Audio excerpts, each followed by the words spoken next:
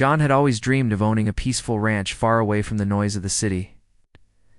After working hard for many years, saving every penny, and making sacrifices, he finally bought a beautiful piece of land on the edge of a small town. The land was big, full of green grass, strong trees, and soft hills. It was perfect. A quiet place where his family could feel free, live simply, and enjoy nature. But this ranch was not just a dream for John. It was also a hope for his 10-year-old son, Tommy. A few years ago, Tommy had been in a terrible car accident. Though he survived, he had changed. He became quiet, scared of noise, and nervous around people. Doctors said he had anxiety, and it would take time and care to help him heal. That's when John had an idea. John had read that animals could help children with emotional problems. So one day he brought home a tiny horse, a miniature horse, just the size of a big dog. Tommy named him Lucky. From the first moment, there was a special bond between the two. Lucky was gentle, calm, and full of love. Tommy would sit with him for hours, brushing his hair, talking to him, and walking him around the field. Slowly, Tommy started to smile again. Every morning, the ranch came to life. Birds chirped, the wind moved through the trees, and Tommy and Lucky walked together in the morning light. John's wife, Emily, would make breakfast while John worked on building fences or fixing the barn. Life was simple, and the family was happy. They had animals, fresh air, and each other. But there was one problem they couldn't ignore. The ranch, while private property, was still part of a neighborhood controlled by a homeowners association, or HOA. This group had rules about how houses should look, how grass should be cut, and even what animals people could own. At first, John didn't think much about it. He believed that as long as he paid his dues and followed basic rules, they would leave him alone. But he was wrong. Soon after they moved in, a woman from the HOA named Karen came to visit. She drove up in a shiny black SUV and didn't even knock on the door. She just walked around the ranch, looking at things and writing notes in a small notebook. John noticed her and came out to ask if she needed help. "I'm just checking on some violations," she said sharply. "Your fence looks about 6 inches too high." John was confused.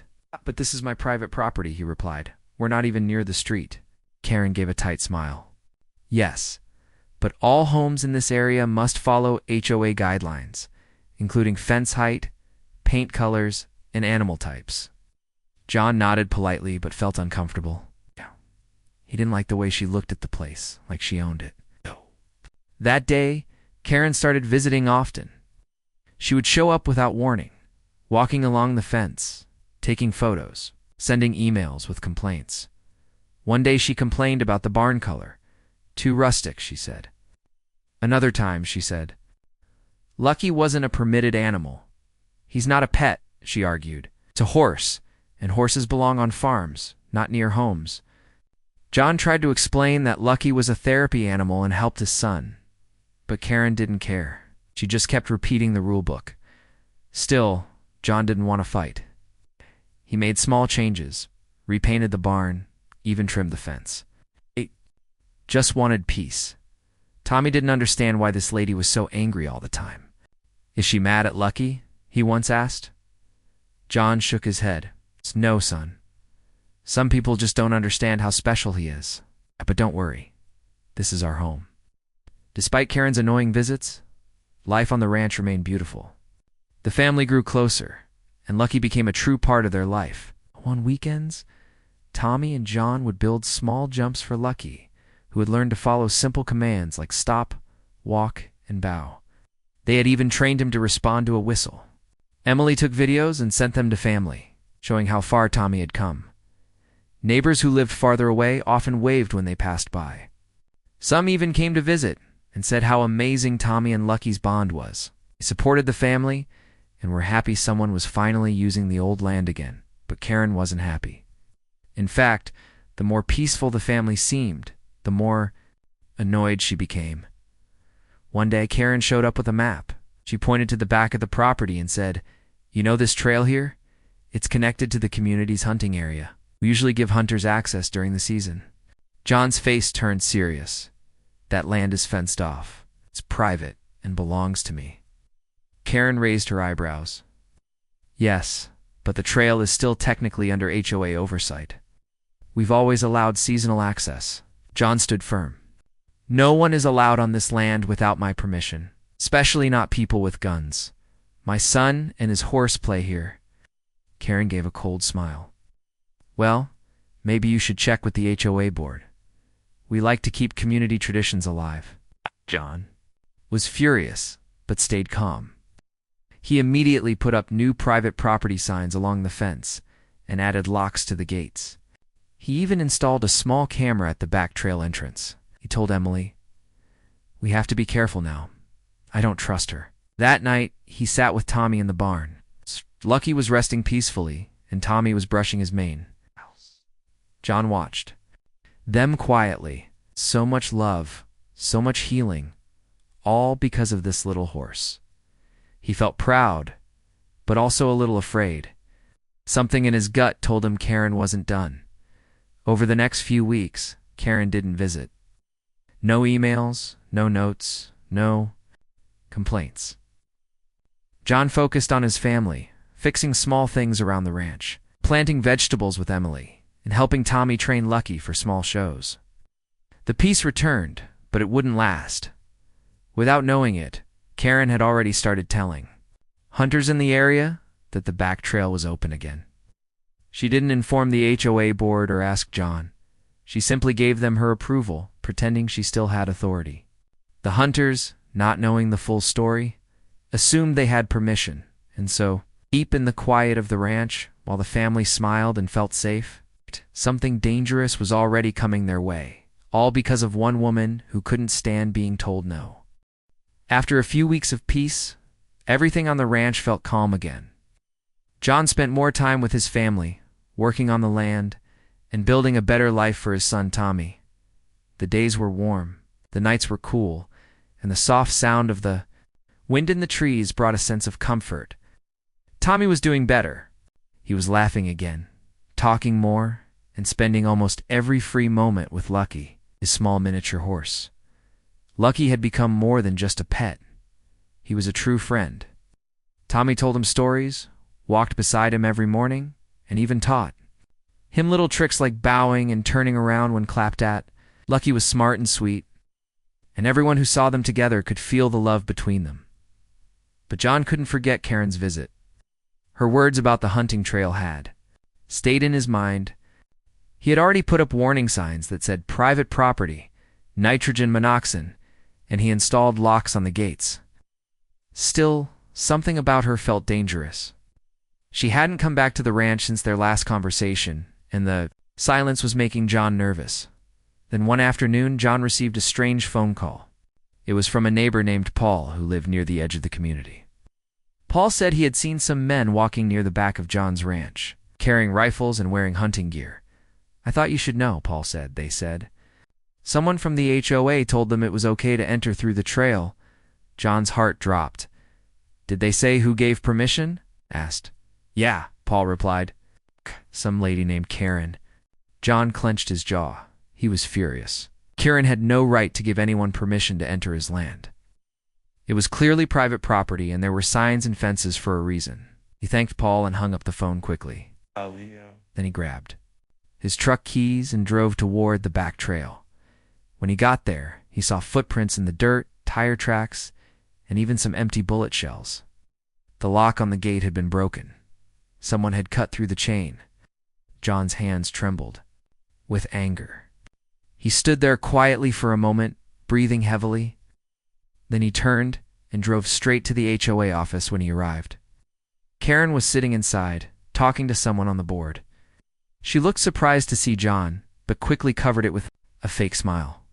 "Well, if it isn't our favorite ranch owner," she said, smirking. John didn't smile. "Did you give hunters permission to go through the trail behind my ranch?" Karen crossed her arms. "The trail has always been open for seasonal hunting. I was just continuing the tradition." John pointed his finger at her. "That is private land. You don't own it. I have no right to send anyone near it. My son plays there. His therapy horse is there." Karen rolled her eyes. It's not like they're hunting in your yard. Besides, they know what they're doing. They won't hurt anyone." John slammed his hand on the table, making everyone jump. "You're putting lives in danger? If something happens to my son or his horse, that's on you." The board members looked uncomfortable. One of them finally spoke. "We didn't approve any hunting on his property. Karen, did you act on your own?" Karen looked annoyed, but said nothing. John continued. "I want a written statement that no one is allowed near my land." "I will take legal action if this happens again," the board agreed. They promised to send out an official notice to all residents saying the trail behind John's ranch was off limits. Karen didn't speak again. She just sat there, staring at John with tight lips and cold eyes. John left the office, still feeling angry, but also worried. Karen had gone too far, and she didn't look sorry. If anything, she looked angry that someone had stood up to her. John didn't trust her one bit. Over the next few days, John doubled his efforts to protect the ranch. He repaired the broken lock, added motion lights near the back, and set up a second camera. He even taught Tommy what to do if he ever saw strangers near the property. "You stay close to the house," he told his son. "Call me your mom right away, and don't go near the back trail alone." Tommy nodded. He was smart and careful, especially when it came to Lucky, but the worry stayed in John's heart. Every sound in the distance, every shadow near the trees, made him look up. He started waking up at night to check the cameras. Emily told him to relax, but John couldn't help it. Something about Karen's attitude had shaken him deeply. Then, one evening, while they were eating dinner, Tommy ran into the kitchen shouting, "Dad, I saw a truck by the back fence." John jumped up and ran to the window. In the distance, he could barely see a dark shape moving through the trees. He grabbed his flashlight and rifle and ran outside. By the time he reached the back, the truck was gone. But the gate was open again. The next morning, John watched the camera footage.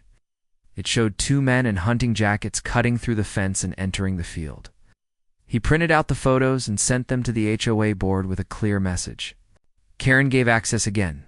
"If anything happens, I'm holding her responsible." But despite the warnings, Karen never apologized.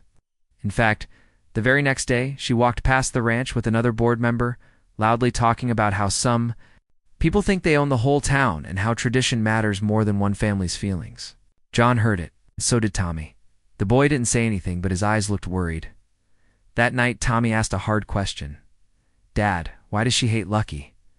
John hugged him tightly. "She doesn't hate Lucky. She just doesn't understand what's important. Some people don't care about others until it's too late. But I promise I'll protect you and Lucky no matter what." Tommy nodded and held onto his father's arm. "I love Lucky," he whispered. "He helps me feel okay." John swallowed hard. He felt both proud and afraid. His son had come so far, and this small horse had played such a big role. He couldn't lose that. He wouldn't. As the days passed, John noticed fewer hunters. Maybe the HOA letter had worked. Maybe the warning had reached everyone. He began to feel a little better. One afternoon, he and Tommy built a new wooden shelter for Lucky beside the barn. They painted it white with blue trim, and Tommy made a little nameplate that read Lucky's house. It was a special day, full of smiles and laughter, but Karen was watching. Later that same evening, she posted on the neighborhood message board, "Reminder, horses are not allowed on residential lots. Miniature or not, rules are rules." Didn't respond. He didn't want to give her more power by arguing online. But inside, he was boiling. She just couldn't leave them alone. Then, quietly, she made one final move, one that would change everything. Without telling the board, without sending notices, and without warning John, Karen contacted a group of hunters from out of town. She told them the trail was open again. She said she had permission and even gave them a map showing where to enter. The hunters were excited. They had heard the area had wild animals, deer, rabbits, maybe even boar. They packed their gear and rifles and made plans to arrive. Early, just before dawn, they had no idea there was a small boy and his miniature horse walking that very trail every morning. They didn't know the horse wasn't wild. And they didn't know the woman who gave them permission was lying, as the sun set on the ranch. Tommy brushed Lucky's coat one more time and whispered, "See you in the morning, buddy." Lucky neighed softly and nuzzled his arm. That night, John didn't check the cameras. The first time in weeks, he went to sleep feeling like things might be okay again. But early the next morning, as the fog hung low over the grass, the hunters entered the trail quietly, rifles in hand, eyes searching the land, and Lucky sweet, harmless. Loving Lucky was grazing not far away, unaware of the danger walking toward him. It was early morning. The sky was still a little dark, and the soft mist rolled over the ranch land. The birds had just started singing. Everything looked quiet and peaceful. Inside the house, Tommy was already awake. He loved these early hours. Every morning he would wake up, brush his teeth, and go out to see Lucky. It was his favorite part of the day. Lucky, the small miniature horse, would always be waiting near the barn, wagging his tiny tail and neighing happily when he saw Tommy. It was like they could understand each other without even speaking. Lucky would follow Tommy like a shadow, calm and gentle, as the two of them walked slowly through the morning fog. This was their time, their special moment before the world got busy. That morning was no different. Tommy slipped on his boots, grabbed his small bag of horse treats, and stepped outside. He called out softly, "Lucky," and the horse came trotting toward him. Tommy smiled wide and opened the gate. The two of them began walking through the back field, where soft grass grew thick and green, but they didn't know that something dangerous was happening on the other side of the ranch. 3 hunters, dressed in full gear, had entered the trail just minutes earlier. They held rifles, wore camouflage, and looked excited. Karen had told them this was a great place for hunting. She said there were wild deer and other animals near the ranch land. She gave them maps and even pointed out where the best spots were, including the backfield of John's ranch. What Karen didn't tell them was that this land belonged to a family, that a child played there, that a miniature horse lived there. The hunters didn't see any signs. They didn't notice the private property warning because it had been knocked down the day before by strong winds. The fog made it hard to see clearly. Everything looked like open land. They thought they were in the right place. Suddenly, one of the hunters saw movement through the mist. "Look, over there," he whispered. It was Lucky walking slowly across the grass beside Tommy, but from a distance. Through foggy air, Lucky didn't look like a miniature horse. He looked like a small deer. His light brown coat, short legs, and quick steps made it easy to mistake him. The hunters didn't know what they were looking at. They didn't wait.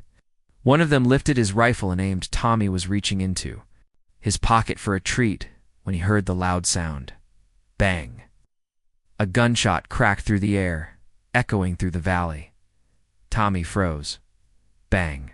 Another shot followed. And this time it hit. Lucky let out a sharp, painful sound and fell to the ground. Tommy screamed. He dropped his bag and ran to Lucky's side. "Lucky, no, please no." The small horse was shaking, blood soaking into the grass below him. He tried to lift his head, but he couldn't stand. His eyes looked scared. He was in pain, Tommy cried. Loudly, his hands pressed against Lucky's neck. "Somebody help, please!" Tommy yelled with all his strength. Inside the house, John and Emily heard the gunshots. Then they heard Tommy's screams. John jumped from the kitchen table and sprinted outside. "Tommy," he shouted. He ran across the field, heart pounding, legs moving faster than they ever had before. Emily was right behind him, calling 911 on her phone while running. As John reached the backfield, he saw his son on the ground, holding Lucky's head and crying uncontrollably. John's stomach twisted. It was the worst thing he had ever seen. He dropped beside them. "What happened?" he asked, trying to stay calm. "They shot him, Dad. They shot Lucky." "I didn't do anything. He was just walking," Tommy sobbed. John looked around and saw the hunters in the distance, slowly walking toward them, and they realized what had happened. Their faces changed from pride to horror. One of them lowered his gun and said, "We're so sorry. We thought it was a deer." John stood up slowly, trembling with anger. "You shot my son's therapy horse." "We didn't know," another hunter stuttered. She told us this area was open, that it was okay. Who? John shouted. The HOA woman, the first hunter said. Karen, she gave us the map. She said it was hunting land. John couldn't believe what he was hearing. Police sirens were already in the distance. Emily ran up to them, dropped to her knees beside Tommy and Lucky, and burst into tears. The sight of her son covered in blood beside his injured horse broke her completely. Paramedics arrived quickly. They checked Tommy, who was physically unhurt but in deep shock. Then they looked at Lucky. One of the medics knelt beside the horse, gently feeling his chest. I'm sorry, he said quietly. The shot went deep. There's too much damage. Tommy shook his head, crying harder. No, please save him. Please save Lucky. But there was nothing they could do. Within minutes, Lucky stopped moving. He was gone. Tommy screamed. He clung to Lucky's neck and cried like he never had before. John stood over them, fists clenched, eyes burning with rage. He couldn't stop the tears that rolled down his cheeks. This wasn't just an accident. This was the result of someone's cruel, careless actions. Karen had caused this, and she had to pay. The police took statements. They questioned the hunters, who handed over the map Karen gave them. It had her handwriting on it, her name, her phone number. She said she had permission, one of the hunters told the officer. We wouldn't have come if we knew it was private land. We're really sorry. John didn't even look at them. He stood beside Tommy and Emily silently, making a promise in his heart that Karen would never get away with this. Later that day, the news spread quickly. Neighbors heard what happened. Photos of Lucky and Tommy were posted online. People were shocked and angry. Some cried just reading the story. Many had seen Tommy and Lucky walking through the fields. They knew how close they were. That evening, John sat on the porch, holding Tommy in his arms. The boy was quiet now. He hadn't spoken in hours. His eyes were red and tired. His hand still held Lucky's brush. John didn't know what to say. There were no words that could make this better. Inside the house, Emily packed away Lucky's things. Every item brought tears. The tiny saddle, the food bowl, the little toy horse Tommy had placed beside Lucky's bed. The house felt cold and empty without the sound of Lucky's soft hooves. The next morning, John walked into the HOA office. Karen was there, sitting at her desk like nothing had happened. When she saw John, she looked uncomfortable, but tried to act calm. I heard about the horse, she said. That's unfortunate. John stared at her. Unfortunate. You gave strangers permission to hunt on my land. They killed my son's therapy horse. Do you even understand what you've done? Karen looked away. I thought the trail was open. I didn't think exactly, John said, voice shaking. You didn't think you don't care about anyone but yourself. Karen stood up. Look, it was a mistake. People hunt all the time. It's not like it was a real horse. John froze. What did you just say? Karen folded her arms. It was a miniature. I'm just saying, maybe you're overreacting. John's world went red. He didn't yell. He didn't scream. But his eyes said everything. You just killed my son's heart, he said coldly. And I will make sure you answer for it. He turned and walked out of the office. Karen didn't say another word. Outside, John took a deep breath and called his lawyer. It was time to fight back. Not just for Lucky, but for Tommy. For every family who had ever been hurt by someone who thought they were above the rules that day. Started gathering every piece of evidence. Security footage, photos of the fence, copies of Karen's map, statements from neighbors, and a report from the police. He also saved every message she had ever sent him, including the one where she claimed she had authority over the trail. John wasn't just angry. He was focused, determined, and he was not alone. Hundreds of people online supported him. Animal rights groups, parents, and even strangers donated to help with legal costs. Tommy's story touched hearts everywhere, but nothing could bring Lucky back. That night, Tommy asked quietly, "Will Lucky go to heaven?" John hugged him tightly. "Yes, son." He was full of love. "He'll be waiting for you there one day." Tommy nodded. "I miss him." "I do too," John said softly. "But we're going to make sure no one forgets what happened. Name will mean something." Tommy rested his head on his father's shoulder. Outside the window, the stars were bright. And in that quiet moment, even though their hearts were broken, they knew they still had each other, and the fight for justice had just begun. The days after Lucky's death were full of sadness and silence at the ranch. Tommy didn't talk much. He didn't go out to the field anymore. He didn't smile. The spot where Lucky used to sleep was empty now, and no one could walk past it without feeling a sharp pain in their heart. John and Emily tried to be strong for their son, but inside, they were hurting too. Losing Lucky wasn't just about losing a pet, it was like losing a part of the family. Lucky had helped Tommy heal. It brought joy, love, and hope into their lives. And now, because of one careless decision by one cruel woman, all of that was gone. But John wasn't going to let it end this way. From the moment Karen said, "It's not like it was a real horse," John knew something had to be done. This wasn't just an accident. It was neglect. It was abuse of power. And most of all, it was cold and heartless. Karen had no regret. She hadn't apologized. She hadn't shown a single sign of guilt, so John started fighting. He called his lawyer, Mr. Reese, the very next morning. Mr. Reese was an experienced man, kind but sharp, and when he heard the full story, he immediately agreed to help. "We'll go after the HOA," Mr. Reese said, "and Karen personally. You have the footage. You have witnesses. You have proof she gave those hunters access. This won't be easy, but you have a strong case." John nodded. Didn't want revenge. He wanted justice. He spent the next few days gathering everything. He downloaded camera footage that showed the hunters entering through the back gate. He printed the map Karen had given them, the one with her name and phone number on it. He collected text messages, HOA emails, voice recordings, and even statements from neighbors who had seen Karen giving instructions to the hunters. One of the neighbors, Paul, wrote a full statement saying he had overheard Karen bragging about still having control over the trail behind John's ranch. Another neighbor gave screenshots of a message Karen had sent in a group chat saying, "I've reopened the trail. The new guy will get used to it." Proof was clear. The case quickly gained attention. Local news stations picked up the story. A young boy's therapy horse had been shot because of an HOA member's carelessness. Animal rights activists and parent groups began to speak out online. People were angry, very angry. The story spread like wildfire. John was invited to speak on a local radio show where he explained everything, how they moved to the ranch for peace, how Lucky had changed Tommy's life, and how that peace was destroyed because someone didn't respect boundaries. He said softly, "This wasn't just an animal. Lucky was hope, was healing, and now he's gone, and my son is broken again." The host choked up while listening. Callers phoned in with support.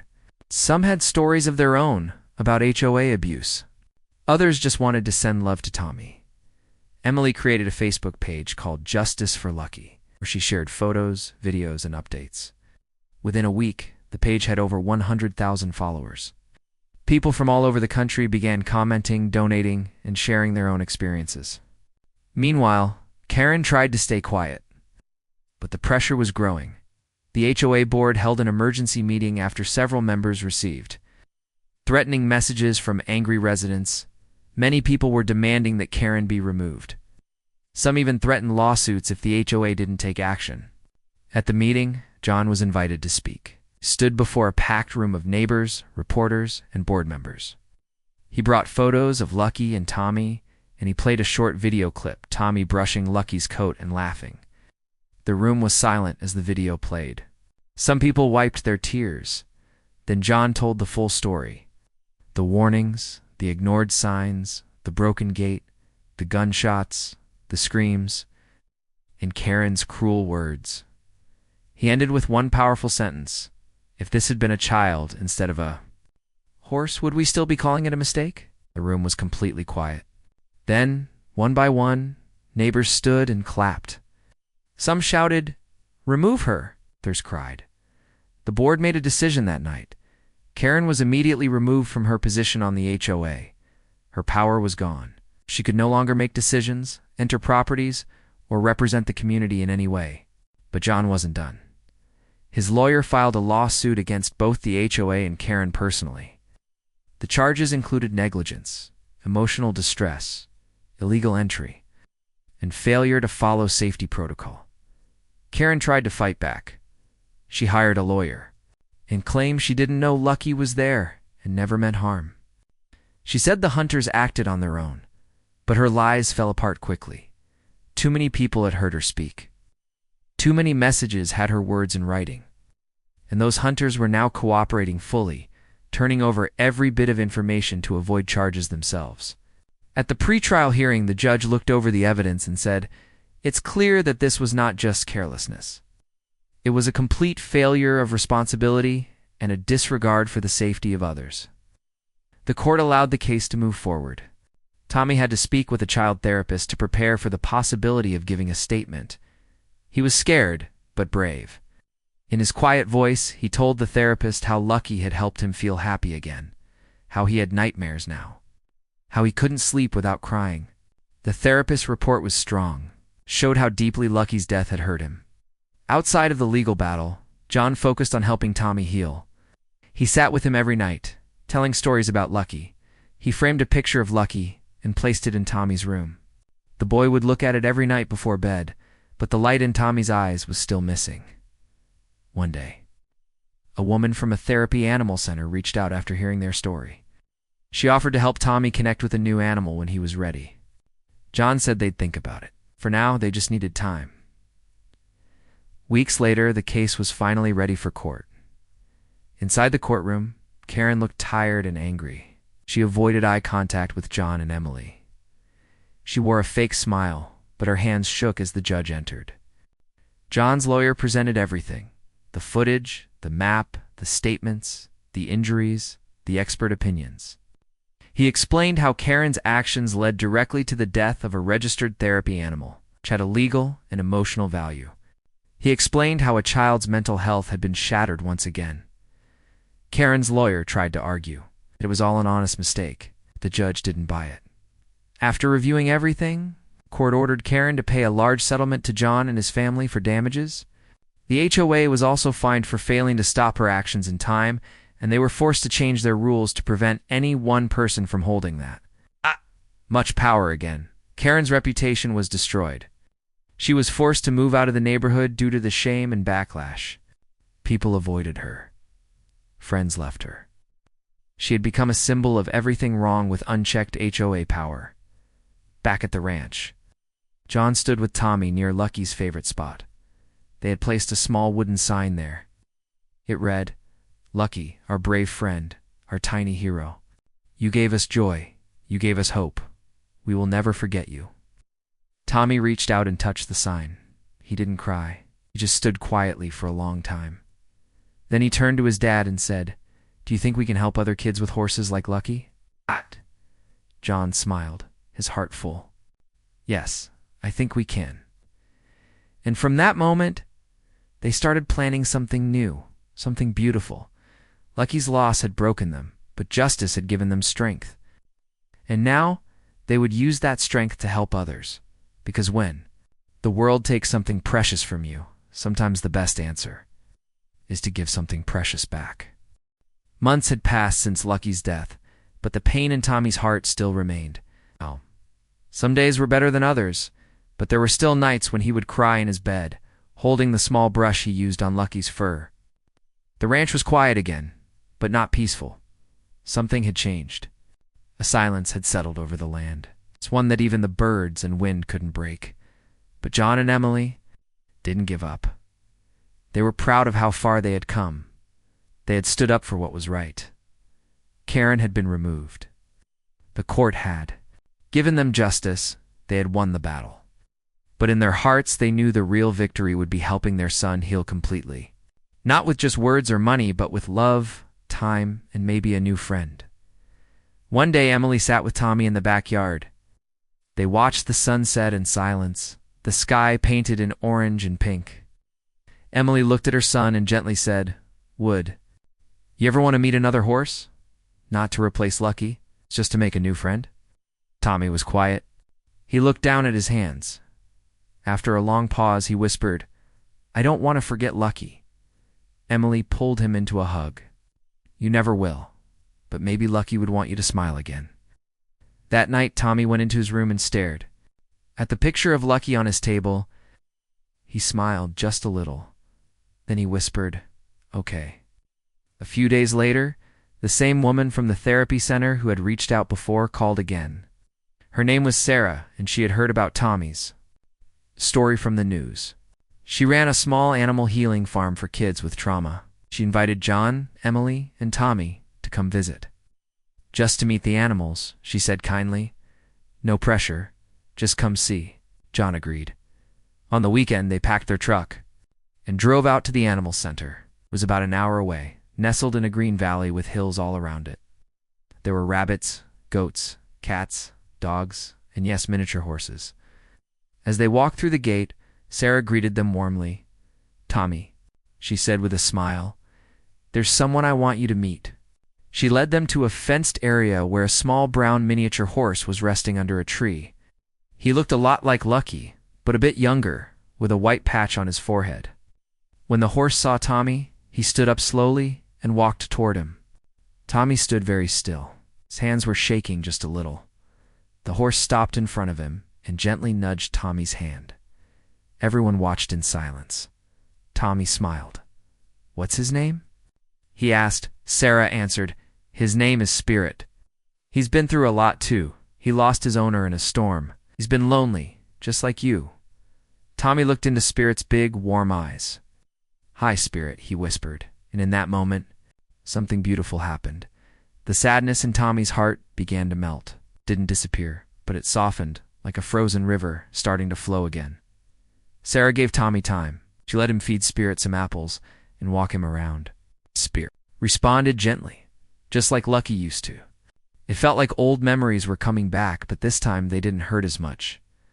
On the way home, Tommy looked at his parents and asked, "Can we bring him home?" John and Emily looked at each other, smiling. "Yes," John said. "You're ready. We can bring Spirit home." 2 weeks later, Spirit arrived at the ranch. Tommy had cleaned Lucky's old space and decorated it with new things. He even made a new nameplate that said, "Spirit, my brave friend." The first night Spirit slept at the ranch, Tommy stayed by his side the whole evening, brushing his fur and telling him stories. Spirit listened with soft eyes, standing calmly and quietly. That night, for the first time in months, Tommy slept. Without crying, as the days passed, things started to change. The laughter returned. The fields, once filled with sadness, now echoed with joy. Tommy would run across the grass again, with Spirit following close behind. He taught Spirit how to bow, how to follow a whistle, and how to jump small fences. John and Emily watched from the porch, holding hands. They felt thankful, not because the pain was gone, but because their son was healing. Slowly, gently, bravely. But there was something else John wanted to do, something even bigger. One night, after dinner, he shared his idea. "I've been thinking," he said. "Hey, we should start a small program here. For other kids like Tommy, kids who've lost something, kids who need healing. We have the land, we have the space. When we know how powerful animals can be." Emily's eyes lit up, like a sanctuary. "Yes," John nodded. "We'll call it Lucky's Place, in memory of the horse who changed everything." They got to work the very next day. John built small shelters. Emily contacted animal rescue centers. Tommy even helped design the logo, a small horse with wings flying across a sunset. Word spread fast, and within months, families started reaching out. Parents of autistic children, kids who had lost parents, children recovering from accidents or bullying. They all came to Lucky's Place, and they all found healing there. Miniature horses, gentle dogs, soft rabbits. The ranch was now full of life again. Volunteers came to help. Therapists visited weekly. The local school even partnered with them for special field trips. One boy named Sam came after losing his father to illness. He was quiet and scared, just like Tommy had once been. But after spending time with Spirit and walking through the ranch, Sam began to smile again. His mother hugged Emily one day and said, "This place saved my son." John looked out at the fields and felt proud. Lucky's Spirit was everywhere. In the laughter of children, in the gentle steps of the animals, in the soft wind that blew through the trees. As for Karen, she had moved away quietly after losing the case. No one had heard from her again. But John didn't think about her anymore. He had already won where it mattered most. One day, a reporter visited the ranch for a follow-up story. She asked Tommy, "If you could say one thing to Lucky now, what would it be?" Tommy looked up at the sky. "I'd say, thank you. You saved me, and now I'm helping other kids, just like you helped me." The reporter wiped a tear and smiled. That quote appeared on the front page of the paper the next morning, alongside a picture of Tommy with spirit, from loss to love. How one boy's horse inspired a healing ranch, and so the story that began with pain ended with purpose, because sometimes life breaks your heart. But if you're brave enough to fight, kind enough to care, strong enough to keep going, that broken heart can become something beautiful. And at one quiet ranch under the open sky, a little horse named Lucky was remembered every single day, not just in memory, but in love.